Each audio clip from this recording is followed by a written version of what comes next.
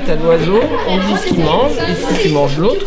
Si c'est égal, et ben on recommence une bataille. Et jusqu'à ce qu'il y ait un animal qui puisse manger l'autre. Il y en a un qui montre l'oiseau. Celui qui a les réponses, il tourne le dos, il ne faut pas qu'il voit à Mathias l'oiseau pour que, sans voir la photo, rien qu'avec les descriptions, il le retrouve. Alors, il a une crête bleue. Mésange bleu.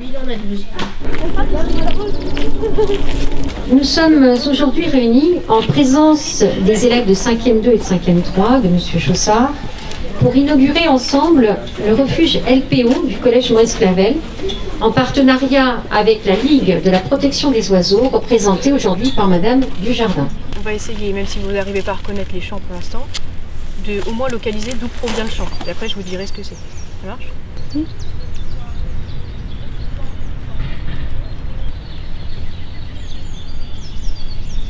Vous entendez là par là ?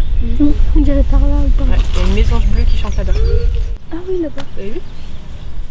On a vu des espèces de passereaux comme les moineaux, les rouges-queues. On a entendu des rouges-gorges, des fauvettes, des accenteurs. On a pu observer des pigeons, des tourterelles, également des choucas. Voilà un peu tout ce qu'on a pu observer. C'est un mince échantillon de ce qu'on peut croiser sur le site. Ça ? Vous arrivez à l'entendre ça ? Ah oui, on vient de l'entendre. Ouais. On entend aussi un rouge-gorge derrière. Il est par là-bas.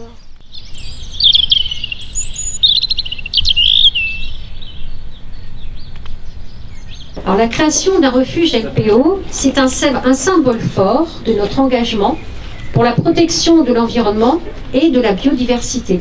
Et je félicite tous les élèves de la classe de 5e 2 et M. Chaussard pour leur initiative et leur engagement auprès de cette noble cause qu'est la préservation de la biodiversité. Le but est de créer un club ornithologique qui sera ouvert cette fois-ci à tous les élèves du collège, tous ceux qui souhaitent participer.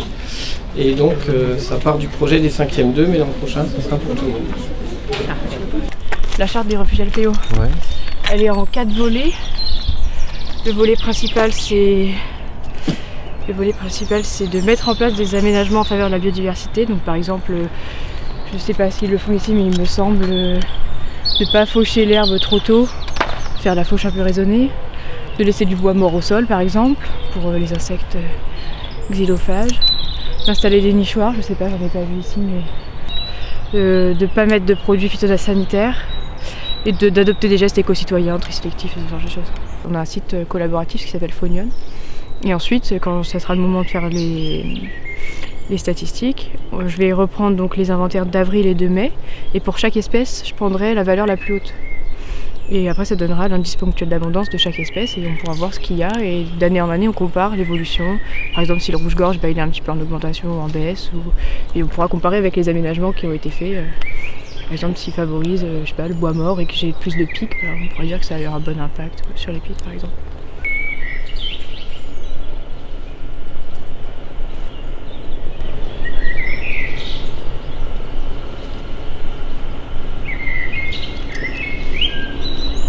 C'est donc tout naturellement auprès des élèves de la classe de 5e 2 que l'on va se tourner maintenant pour leur demander de bien vouloir inaugurer symboliquement la plaque du refuge LPO du Collège Maurice Clavel.